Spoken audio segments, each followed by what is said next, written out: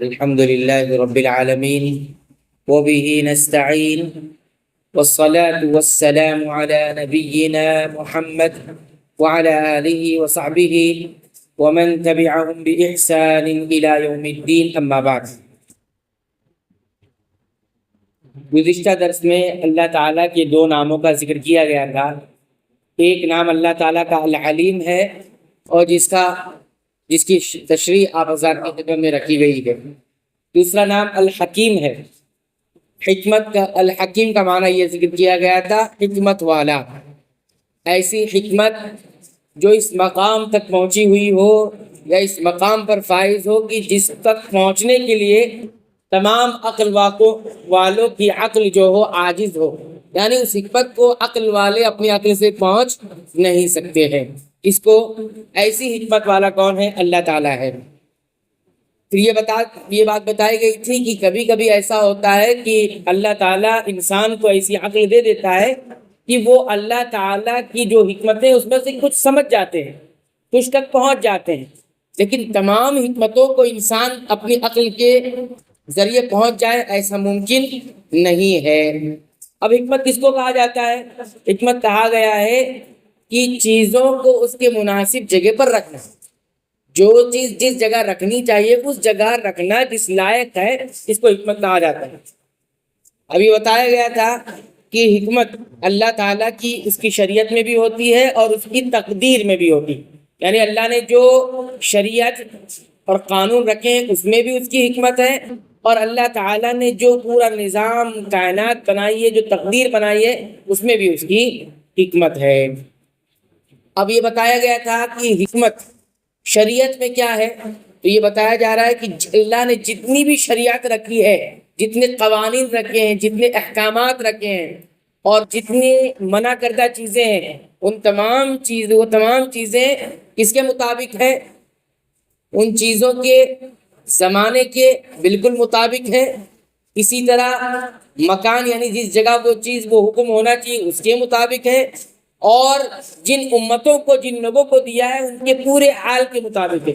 یہ تینوں مطابق، یعنی ہم یہ کہہ رہے ہیں کہ حکمت چیزوں کو اس کی صحیح مقام پر رکھنا، تو جس جگہ رکھنا ہے وہ جگہ اس کے مطابق ہونا چاہیے، جس وقت رکھنا ہے وہ وقت مناسب ہونا چاہیے، اور جن کے لیے رکھنا ہے ان کے لیے مناسب ہونا چاہیے. تو اللہ نے جو قانون بنائے ہیں وہ جگہ کے بھی مطابق کب ہونا چاہیے، اور اسی طرح وقت کے بھی مطابق ہے کب ہونا چاہیے، اور اسی طرح جن لوگوں کے لیے رکھا ہے اس کے لیے مطابق ہونا چاہیے. ہم نے مثالیں بھی ذکر کی تھی گزشتہ درس میں کہ امت محمدیہ پر جو احکامات ہیں وہ پچھلی امتوں کے بالمقابل تھوڑے سے مختلف ہے نا. عقیدے تو ایک جیسے ہیں لیکن احکامات شریعت مختلف ہے کچھ جگہوں پر. یہ بات بتائی گئی تھی، یعنی اللہ تعالیٰ کی قوانین، اللہ تعالیٰ کے احکامات ایسے ہیں کہ اگر اللہ تعالیٰ کسی چیز کا حکم دے دے تو عقل جو واقعی میں صحیح عقل ہے وہ کبھی یہ نہیں کہے کہ یہ حکم کیوں دیا ہے، یہ کبھی نہیں کہہ سکتی. اور اسی طرح اگر اللہ تعالیٰ کسی چیز سے منع کر دے تو یہ انسان کی جو صحیح عقل ہے وہ یہ کبھی نہیں کہہ سکتی کہ اللہ تعالیٰ نے اس سے منع کیوں کیا. یہ ہے اللہ تعالیٰ کی. اب یہ بتایا گیا تھا کہ اللہ کی حکمت اس کے تقدیر یعنی اس کے کونی فیصلے میں بھی ہے. جو اللہ نے تقدیر بنائی ہے، تقدیر مخلوقات کی رکھی ہے، اس میں بھی اللہ تعالیٰ کی حکمت ہے. وہ کیا ہے؟ اللہ تعالیٰ نے جو چیز بھی مقدر کی ہے وہ حکمت پر مشتمل ہے، یعنی کسی حکمت کی وجہ سے ہے. اب وہ کبھی حکمت عام ہوتی ہے، کبھی خاص ہوتی ہے. اسی طرح ایک چیز یہ بھی دیکھے کہ اللہ تعالیٰ کی حکمت کبھی کبھی کسی شے میں ہوتی ہے، یعنی اس کا مطلب یہ ہوتا ہے کہ وہ اسی طریقے سے واقع ہوتی ہے یا ہوتی ہے کہ اللہ تعالیٰ جس کے لیے اس کا فیصلہ کرتے ہیں اور حد درجہ حکمت کو پہنچی ہوتی ہے. اور کبھی کبھی اس کی حکمت کس اعتبار سے ہوتی ہے؟ مقصود کے اعتبار سے ہوتی ہے. کبھی کبھی چیز میں خود ہوتی ہے کہ یہ حکمت کو اعلیٰ مقام پر پہنچ جاتا ہے، اور کبھی کبھی اللہ کی حکمت مقصود اور مقصد کے اعتبار سے ہوتی ہے. جیسے اللہ تعالیٰ نے کونی نظام بنائے ہیں اور اللہ تعالیٰ نے شرعی نظام بنایا ہے. تو کونی نظام کی اپنی الگ الگ حکمتیں ہیں، اور شرعی نظام کی یعنی نماز پڑھنا ہے، روزے رکھنا ہے، زکوٰۃ دینا ہے، حج کرنا ہے، اور اسی طرح گناہوں سے بچنا ہے، شرک سے بچنا ہے، بدعت سے بچنا ہے، خرافات سے بچنا ہے، اور اس طرح بہت سارے جو معاملات ہم مسلمانوں کے اوپر لاگو کیے گئے ہیں، انسانوں پر لاگو کیے گئے ہیں خاص کر یہ ساری چیزیں کیا ہے؟ حکمت کے تحت ہوتی ہے۔ اور کبھی کبھی انسان کو یہ حکمتیں معلوم ہو جاتی ہیں کہ روزہ رکھنے کی کیا کیا حکمتیں ہیں، معلوم ہو جاتی ہے، انسان بیان کرتا ہے یا اس کو سمجھتا ہے۔ کبھی کبھی حکمتیں معلوم نہیں ہوتی ہے، کبھی کبھی کسی حکم میں اس مسلمان کو لگتا ہے یہ کس لیے حکم دیا گیا ہے، یہ کیا ہے، مطلب سمجھ میں نہیں آتا ہے نا۔ جیسے ابھی مثال کے طور پر جیسے حضرت علی رضی اللہ تعالیٰ نے فرمایا کہ ہمارا دین عقل پر نہیں ہے، ہماری عقل کے حساب سے نہیں ہے تو عقل کے مطابق، لیکن ہمارے عقل کے حساب سے نہیں ہے۔ کیسے؟ انہوں نے کہا اگر ایسا ہی ہمارا دین ہوتا تو ہم یہ دیکھتے ہیں کہ رسول اکرم صلی اللہ علیہ وسلم نے موزے پر مسح کرنے کے لیے کہاں کہا ہے؟ موزہ اگر پہنے اور مسح کرنا ہے، مسح کہاں کرنا ہے؟ موزے کے اوپر والے حصے میں، ہے نا، پشت والے حصے میں اوپر تک۔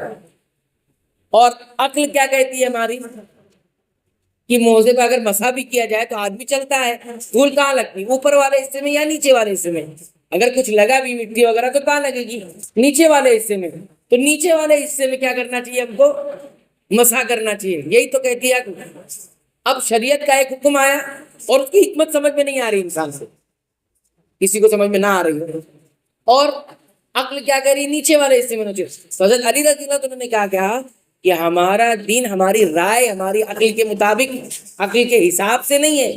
اللہ نے کسی چیز کا حکم دے دیا، ہمیں سمجھ میں نہیں آتا ہے، لیکن وہی حکم ہوتا ہے، وہی حکم ہوتا ہے۔